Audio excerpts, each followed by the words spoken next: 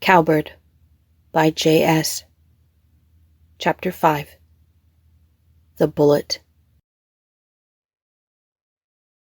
I can't believe what I'm hearing, not only from my own father, but from the sheriff himself. All these men combed the woods thoroughly, but they found no sign of Harrison Squire's body. After letting me be interrogated for a few minutes, Father is embarrassed, full of apologies and excuses. She's always had an overactive imagination. I'm sure with the excitement of her sister's pre-engagement celebration. Well, perhaps she was a little jealous to have all the attention going to Louise. Please overlook it this time, Sheriff. I'm sure she meant no harm. Is this some kind of joke? I shoot up from my chair, affronted. Every eye in the room is on me. Father and Mother, Ben and Louise, Will and William, all of the police. Their looks are varying. Some are pitying. Some are furious, hot. Others are ice cold. "He was dead!" I shout, willing them to believe me. "I saw him with my own eyes!" "That's enough of your charade, Francis." "What charade? Why should you think I'm lying? When have I ever done anything like this? Since when have I cared that Louise got all the attention?" For my questions, I am met with a stinging slap. Louise stands before me, lip quivering, tears in her bright blue eyes. "I can't believe you! Louise! You ruined everything! Everything!" A scuffle breaks out as William struggles to subdue Louise. Meanwhile, the elder Will comes to stand before me, his face grave. "Young lady, I don't know what kind of game you think it is you're playing, but you're about to find out." "Mr. Secretary!" Before I can defend myself to him, he turns to my father. "I sincerely hope, sir, that such deceitful behavior is not typical of both your daughters." "Not at all, Mr. Secretary, I assure you. I'm afraid Frances has always had a rather morbid imagination. It's my fault for not disciplining her more severely as a child. Please forgive my oversight. Something like this will never happen again," he says, shooting me a pointed look. "For your sake, I hope that's true, Mr. Porter. If my family's name is forced to bear such disgrace again, well, suffice to say it will not end well for you, sir, or for that little candy company of yours. I understand, Mr. Secretary. I thank you for your leniency." One by one they leave the room, till at last it's only Father and me left, squared off with 3 feet between us. "Francis, they're wrong, Father. I know what I saw. You know I wouldn't lie about something like this. You know it. I combed those woods myself. I don't know what else you want me to say, Francis. Squire's body just wasn't there." "But it was," I insist, tears of confusion and hurt streaming from my eyes. "I'm not crazy, Father. You must know this." He says nothing, only stares at me. I shudder and heave beneath his gaze. Sobs rack my body. He makes no move to comfort me. Then at last, after several minutes of watching me cry, he speaks. "What's done is done. For tonight, get some sleep. We'll discuss it in the morning." Upstairs in my room, I'm an absolute wreck. Sleep?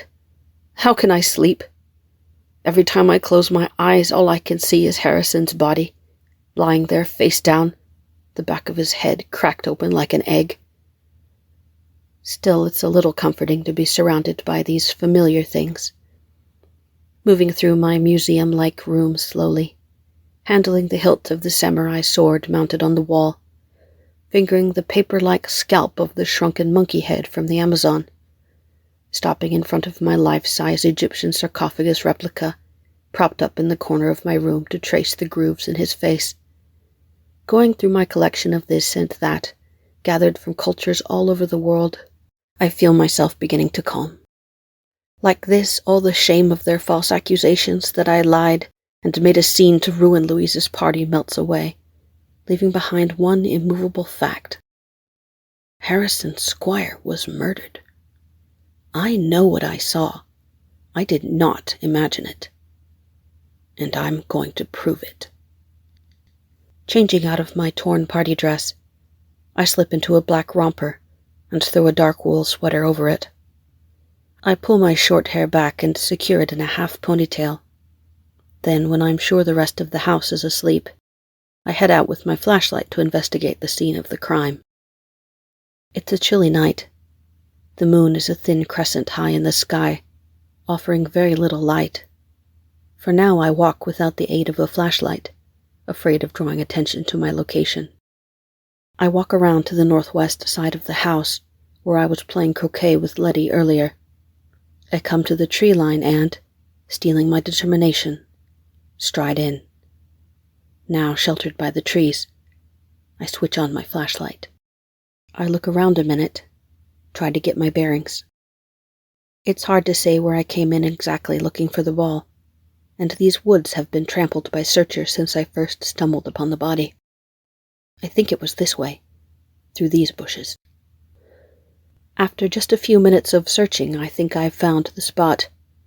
As they said, there's no body, but there must be some kind of clue that will prove he was here. Squatting down, I guide my light carefully across the ground, inspecting every inch, turning over every leaf in the hopes of picking up a clue, a blood spatter, a button, something. Like this, half an hour passes, with nothing to show for my trouble. I'm discouraged, but not dissuaded. I continue my meticulous comb of the forest floor. An hour's gone by, and my flashlight is fading when I catch a glimpse of metallic gleam beneath a nearby bush. Eagerly I reach my hand in, and my fingers close around a cold brass bullet. That's right, I think excitedly, turning the bullet over in my palm. Harrison was holding a rifle, one of those with the long barrels. I think they call them sniper rifles. It's a clue for sure. It won't prove anything to my father, or the sheriff for that matter, but it's proof enough for me. I'm not crazy. There was a body here, and somebody moved it. Probably right after I left, but they couldn't have taken him far, not with everyone out searching only minutes later. Just then my flashlight sputters out, leaving me in darkness. For the moment I'm not worried about it. My mind's working too furiously to really consider the potential danger of my present situation. Besides, there is a bit of moon, and the longer I stand here, the clearer it illuminates the shapes around me, each tree and bush. With my arms crossed over my breasts, I gaze thoughtfully into the darkness, trying to piece together the events of the day. It was a little after 3 when I finished playing the piano for Lady Charlotte. After that, we waited around in the yard for Louise to show up for Father's toast, and then Letty and I went to play croquet. I figure it was around 3:20 when I stumbled upon the body. Freshly dead, or at least that's how he seemed to me. Indeed, he must have been, since at that point the killer still had not had time to remove the body. The thought gives me chills. If it happened the way I'm imagining, then doesn't that mean there's a possibility the killer was right here when I found the body, watching me? Perhaps from behind this very bush. Movement. The sound of a twig snapping in the shadows to my left. I duck down instinctually, hairs raised on the back of my arms. In the moonlight I faintly see the silhouette of a man moving past me. He's lugging something heavy. The killer? I shouldn't linger here. I should go right back to the house for backup. But if I do that, I might lose him, and just get accused of making up stories again. I make the split decision to follow him. I go on light footsteps, keeping low to the ground. The figure trails deeper into the woods. I wish there was more light to see by. I wish I could make out any distinguishing features at all, but the same darkness that hides me conceals his identity. At last he comes to the riverbank. Then he stops, looks back. I freeze. I'm completely defenseless.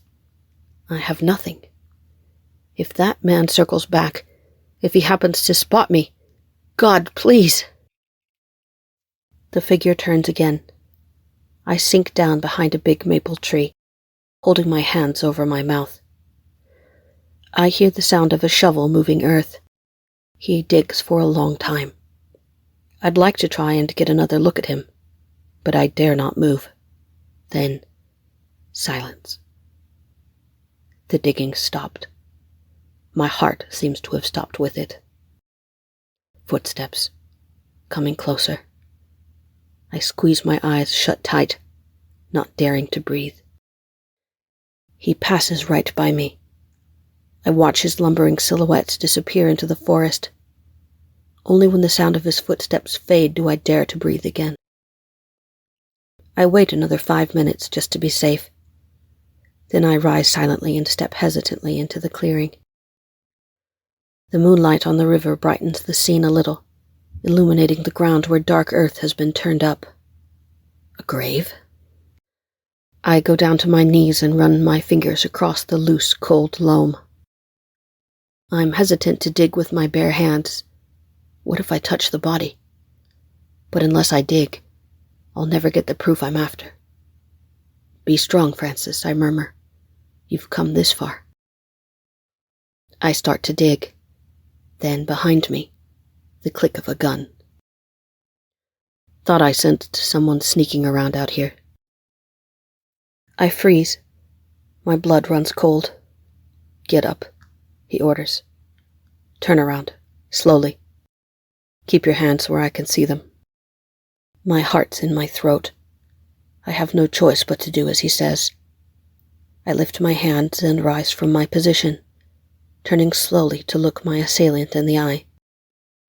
He chokes when he sees me. So do I. Miss Porter? Sam! Our mechanic lowers his gun instantly, holsters it beneath his coat. What are you doing here? I ask. What are you doing here?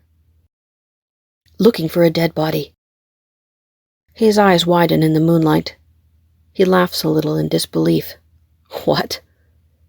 Didn't you hear about it during the party? I wasn't at the party. Miss Porter, that is, your sister, Miss Porter, told me not to mess up her party's ambience with my poor-looking face and to keep out of sight, so I stayed in the garage the whole time. That does sound like something Louise would say.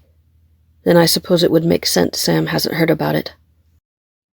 I found Harrison Squire, a friend of mine, murdered during the party, and everyone went looking for him. You found a dead man? That's right.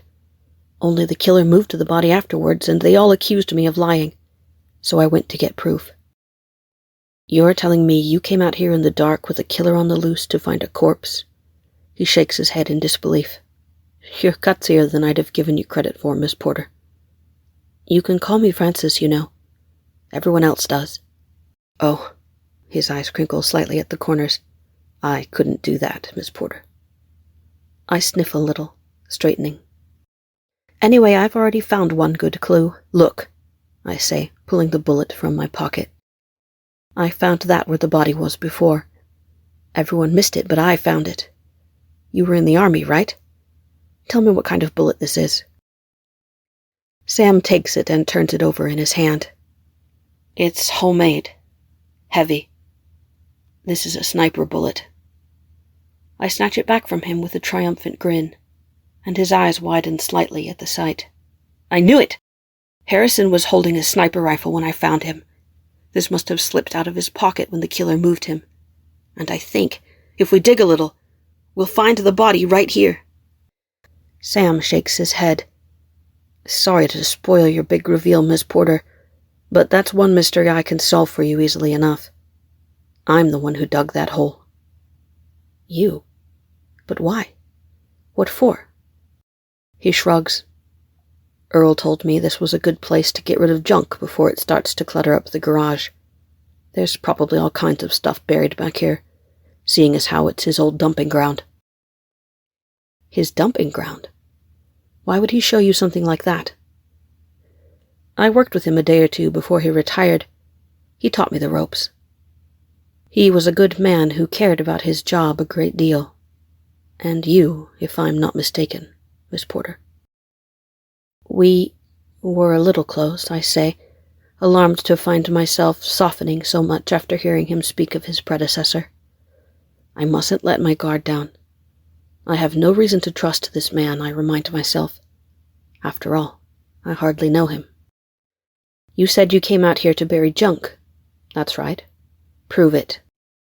He blinks at me. Show me what you've buried here. Sam smirks faintly. Then he goes over to the maple tree I was hiding behind before and grabs a shovel propped against it. I watch him dig for a minute. Then his shovel strikes something. He stops to move the earth around, and he pulls up an old bald tire. Do I need to dig up the other 3? I don't mind, if it will put your mind at ease. I shake my head, feeling a bit stupid, and he starts to bury the tire once again. Sorry to make you do it all twice. It's all right. I understand you'd be jumpy, witnessing something like that. I brighten a little. Does that mean you believe me? Sam straightens. Why else would a fancy lady like you be out here all by yourself in the middle of the night? If you say you saw a dead man, you saw a dead man. Right. Now the only question is, who's the killer? Sam finishes burying the tire and brings the shovel up to rest on his shoulder. That sounds like the sort of question you should leave to the police. A lady could get hurt, looking into something like that. Not if she had a reliable bodyguard, I say pointedly, and he lifts one of his severely angled brows.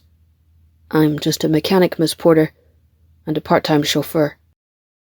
With a gun? He studies me intently in the darkness, seeing I don't know what.